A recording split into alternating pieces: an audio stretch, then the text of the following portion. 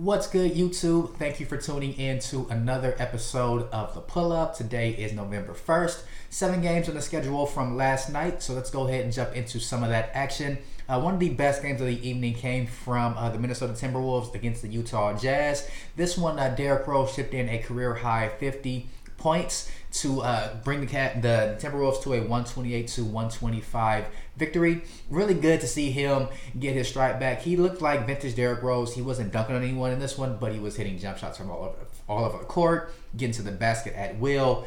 Utah did lose Donovan Mitchell to a hamstring injury late in the fourth quarter. It's been a lot of hamstring injuries early in the season, but I think those will get worked out as soon as players get more used to actually playing more high-intense basketball. Over the summer, a lot of people worked out, but it wasn't the same as an NBA game for 48 minutes.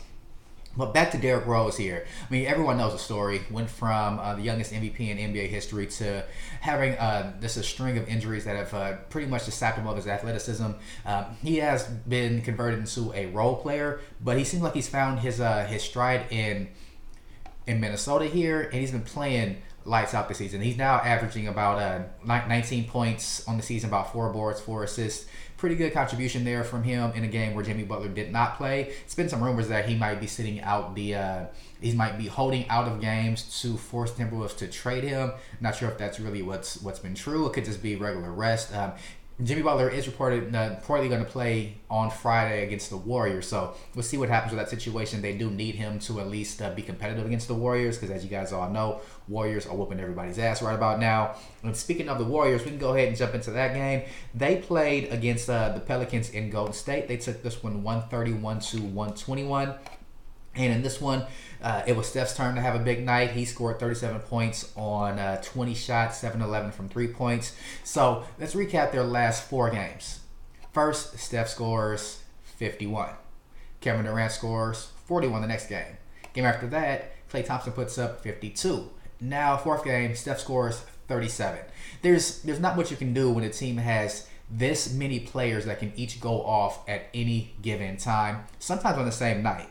Also in this game, Durant chipped in 24. You had Draymond Green putting up 16 points, 14 boards, and 8 assists. Klay Thompson with a quiet 18. Again, any team that is this stacked, you're not going to be able to stand a chance against. The Pelicans did get Anthony Davis back. He had a pretty subpar game by his standards. He only put up 17 points, 12 boards, 7 assists are pretty good there to see. Only 2 turnovers, so he is taking really good care of the basketball and helping out with the playmaking duties there. But when you go against the Warriors, you just hope that everybody misses, because if they have one person that's going to be hot, you're probably going to lose that game by at least 10.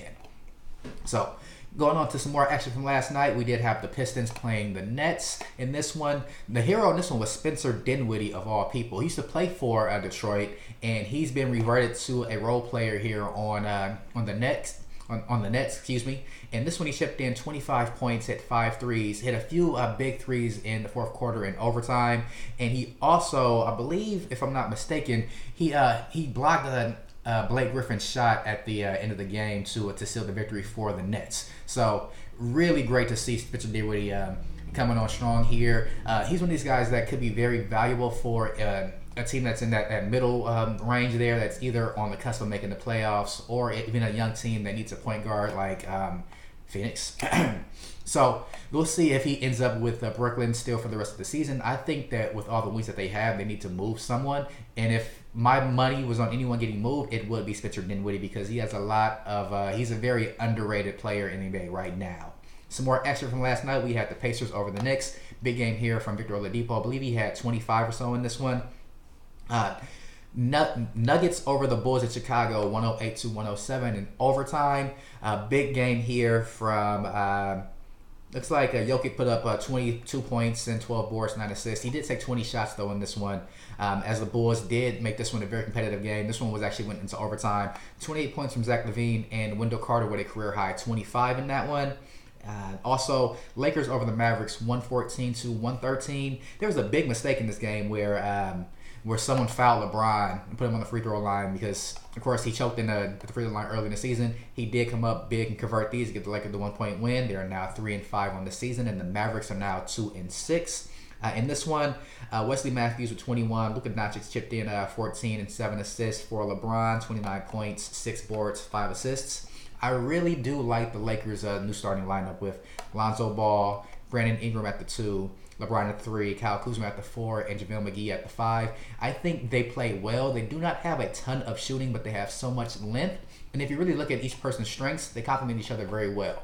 Kyle Kuzma is very good at moving without the basketball, and Lonzo Ball is a great passer, but he's a great secondary passer. He keeps the basketball moving. He's not a ball stopper, which is great when you have a player like LeBron, who is very ball dominant.